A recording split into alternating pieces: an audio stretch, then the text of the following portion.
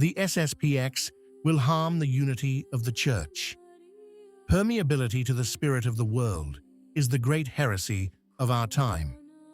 2 sentences, 2 condemnations, pronounced by the same cardinal, in the same text, on the same day. By the end of this video, you'll understand why these 2 sentences, read together, reveal something almost no one has noticed.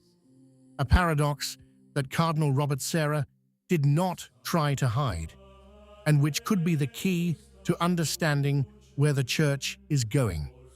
The Cardinal gave an extended interview to the French magazine La Nef. Topics: the doctrinal crisis, paganism returning to the Church, the Second Vatican Council, Francis's pontificate, the SSPX, and the future under Leo XIV. Let's start with the most newsworthy aspect. The SSPX Episcopal consecrations, scheduled for July 1st in Econ without a papal mandate, are, says Sarah, an objectively serious situation. Fidelity to tradition cannot be separated from hierarchical communion with Rome. The liturgy belongs to the Church, not to political parties. This is not new.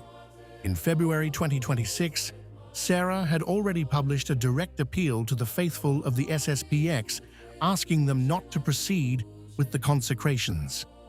That letter was a call to obedience.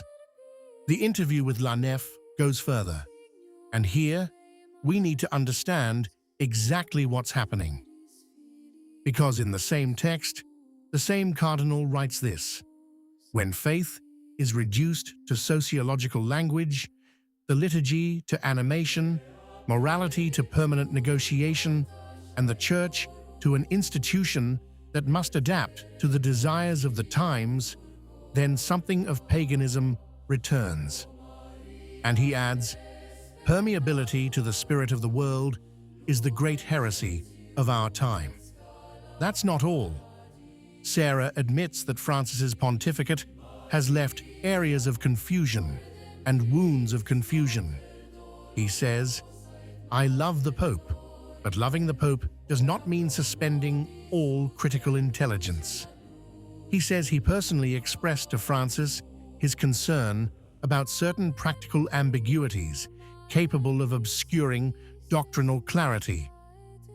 And he clarifies that the current crisis cannot be attributed to a single person, but is the result of much deeper and older cultural and ecclesial processes. In other words, the crisis didn't begin with Francis. It's structural. It's systemic.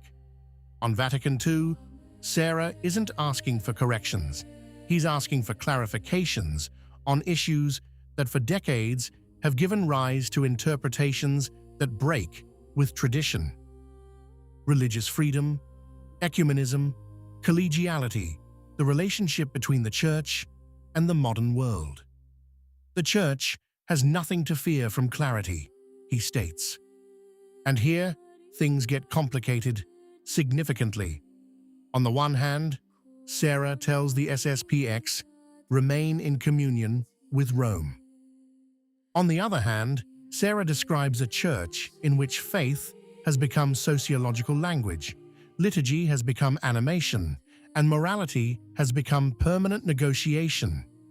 2 positions that cannot coexist without answering a specific question.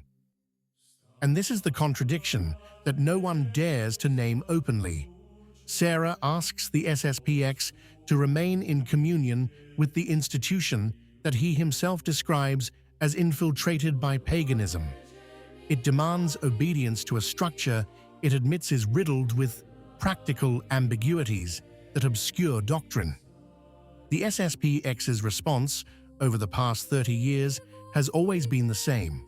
We remain, but we do not accept ambiguity as a condition for remaining. And Sarah, without meaning to, has just written the best theological justification for that position. Yesterday, Schneider had constructed the canonical argument. The canon on episcopal consecrations is not classified among the crimes against the unity of the Church, but among the crimes against the sacraments. Sarah today constructs the theological argument that completes it, demanding absolute obedience to structures that produce doctrinal ambiguity is not the same as demanding obedience to Christ. The two bishops do not contradict each other, they complement each other. And there's a detail that almost no commentator has noticed. Sarah concludes the interview with a sentence that sounds more like a condition than praise.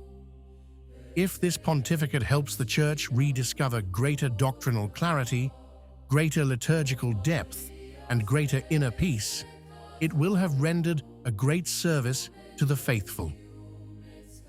Every traditionalist knows that those three words, doctrinal clarity, liturgical depth, inner peace, are exactly the three things that the SSPX preserved for 38 years, while the rest of the Church was losing them. And here comes the awkward question: who is right, Sarah's diagnosis or her prescription? The diagnosis says, there is paganism in the Church, there is a loss of the sense of God, there are areas of confusion. The prescription says, remain in communion, do not perform the consecrations. But if the diagnosis is correct, is the prescription alone sufficient?